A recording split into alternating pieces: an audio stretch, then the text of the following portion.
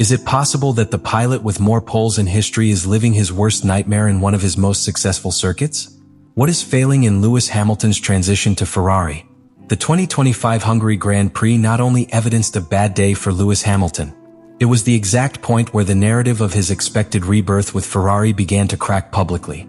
What happened in the Saturday session was more than an elimination in Q2. It was the raw demonstration of a disconnection that has been growing between pilot and machine since the start of the season.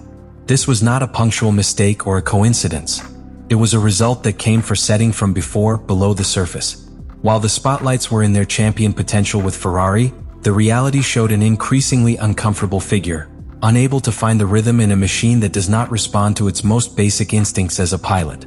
Charles Leclerc, who for years has been indicated as one of the fastest talents on a lap, achieved an impressive pole with 1:15,372. But the most shocking thing was not his time in itself, but what meant in contrast. Hamilton in the same car not only did not happen to Q3, but was eliminated in Q2 with a time of 1:15,702. In Formula 1, 3/10 can separate a contender from the title of a pilot from the squad medium. In this case, that gap was even more significant because it happened among teammates, with identical access to resources, configurations and telemetry data. It was a live radiography of the distance between Leclerc and Hamilton within Ferrari. But there is an additional component that makes the fall harder. This scenario occurred in Hungaroring, a route where Hamilton has not only been fast but dominant. 8 victories, multiple poles, and a special connection with the circuit that has allowed him to shine even with lower cars. In fact, in 2023, in what was an irregular season with Mercedes, it was here that he achieved his last pole before changing his team. Therefore, what happened in 2025 is not simply a setback. It is a betrayal of the historical pattern. Where there was certainty, now there are only questions. Where there was confidence before, today there is disorientation. And even more ironic, it turns out that whoever achieved pole, Leclerc, had declared on multiple occasions that Hungary was his weakest track of the calendar. What in previous years had been his Achilles heel, in 2025 he became his consecration, while Hamilton lived his lowest moment. That investment of roles speaks of something much deeper than individual talent differences. It speaks of a failed adaptation, of a technical environment that favors one and harms the other, and an internal dynamic that begins to be inclined in a dangerous way. What happened that Saturday in Budapest was a mirror that Ferrari will not be able to avoid. A mirror that reflects that heptacampion is going through an identity crisis within the team. A crisis that not only threatens its immediate performance, but could have repercussions on its strategic role, in its influence on the development of the car, and even more in the future narrative of its legacy in Formula 1. The fall in Hungary was not accidental. It was the result of a series of ignored warnings, which now Ferrari and Hamilton cannot afford to continue dismissing. Lewis Hamilton's words after the classification in Hungary were more than unusual. They were devastating. Not for what he said exactly, but because of the weight with which he said it and for everything that was implicit behind those statements. His confession, "I am useless, absolutely useless," is not a superficial relief from an annoying pilot with his time per lap.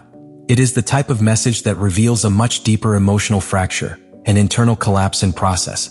Hamilton has always been demanding with himself, but never in his long career he had described himself in those terms, and much less had done it publicly without filters or euphemisms. This self-perception was reinforced by another phrase even more alarming: Ferrari probably needs to change pilot.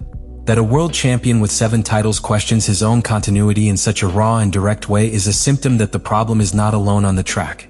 It is in its perception of value, in its relationship with the team, and in its ability to fit into Maranello's technical and human structure. It is not just that he feels lost. For the first time it seems not clear if he fits. It is the type of comment that can unleash earthquakes within an organization as symbolic and politically charged as Ferrari. In his later interviews, Hamilton did not retract or softened his speech. On the contrary, he insisted. F1 TV said, "I simply drove terribly. It's what it is." And the most significant of this statement is the resigned acceptance of its low performance. There were no excuses on the car. There were no references to traffic, strategy, balance problems. Only a flat and brutal finding: I was not up to it. That, coming from someone with the most successful race in the history of Formula 1, is devastating. But he is also revealing the degree of internal pressure and wear that he is experiencing in Ferrari. On the radio of the team, just after falling eliminated in Q2, his message was as cryptic as strong: every time, every time. He later explained that he was referring to his own repetitive disability to find performance. "I was shit every time.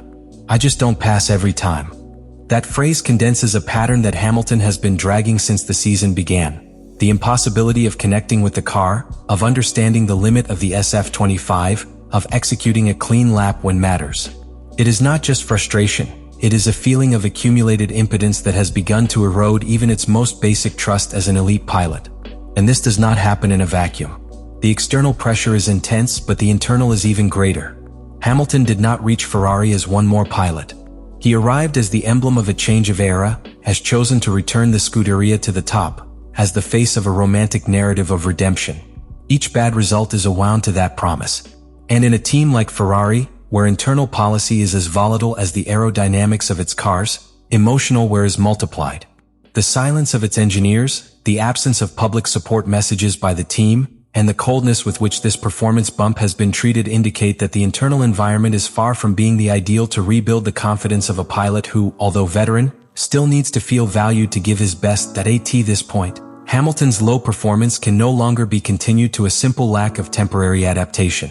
The causes of the problem are much deeper and are anchored both in technical and philosophical aspects. In other words, it is not only that Lewis has not yet found the appropriate tuning, is that he is fighting against the very essence of Ferrari SF25, a car whose DNA is modeled to exploit opposite qualities to those who have always defined their piloting. What for Leclerc represents an advantage, a living back, a nervous address, a loose back trained to rotate and curve, for Hamilton is a minefield. The problem is that Ferrari has not developed this car thinking about Hamilton. Design decisions, aerodynamic commitments, power and braking maps, and even equipment configuration habits are aligned with the preferences that Charles has been shaping for years in Maranello. Hamilton has had to re-educate his style since the first test, incorporating techniques that are not natural to him. In Australia, he tried to modify his way of entering curve by releasing the accelerator and emulating the Leclerc approach to gain minimal speed, but that only brought him inconsistency. In China, although he showed recovery flashes in the sprint classification, that spark was passing. The problem is not that Hamilton has no speed. It is that it cannot reproduce it constantly without feeling that it is crossing an invisible control line. This vicious circle is one of the most destructive in Formula One. And when it is combined with the external pressure of the media, internal emotional wear and lack of technical confidence, the result is what we are seeing. A pilot disconnected from its surroundings, trapped in a structure that does not understand it at all, and facing a technical mountain without the support team he knew how to have in his best years. The SF25 is not broken, but for Hamilton, it is still an indomitable machine. And until that barrier does not break, its weekends will continue to oscillate between disappointment and frustration. What we are seeing in 2025 is not a downturn of punctual performance or an adaptation that will take a pair of more weekends. We are witnessing the frontal clash between the legacy of a legend and the relentless reality of a team that, although historically glorious, remains unstable in its sports and technical management. Lewis Hamilton, the pilot who has defined a complete era of Formula One, is found in the eye of an emotional, technical, and political hurricane. It is not simply that he is being defeated by his teammate.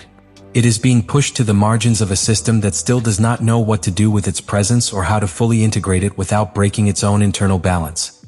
Hamilton's arrival to Ferrari was conceived as a perfect alliance, a combination of historical mysticism and renewed ambition. But what seemed like a story of redemption is becoming a daily struggle of survival, a fight against chronometers, against the structure of the team, and even more worrying, against itself. His level of personal demand has led him to play background in Hungary, not in terms of points or positions, but in the public perception of his trust and relevance. In this sport, perception is everything. And right now, the image that is projected from Hamilton is that of a champion who fails to find his place in the last chapter of his career. The big question that arises is, how do you get out of this? Because in the past we have seen Lewis renacer after hard defeats. He had never given such explicit signs of break. He had never openly questioned his belonging to a team. He had never verbalized with such crudeness that he felt useless, which raises a dangerous scenario. Because if Hamilton fails to recover confidence, and if Ferrari does not find a way to build around it even if it is a part of the project, this alliance can break before it even reaches its highest point. And this is where you, as a spectator and fan of the F1, you have something to say. Because this is not just about statistics or technical analysis. This touches the heart of the sports narrative. Are we facing a simple prolonged learning curve, or before the beginning of the end of a golden era? Can Hamilton reverse the situation if the team gives space, or the problem is already structural and irreversible? Leave me your opinion. Do you think Ferrari will make the necessary adjustments for Hamilton Resurgea, or will focus exclusively on Leclerc as his commitment to the future? And are you still believing in this pair, or do you feel that this story is intended to end before time?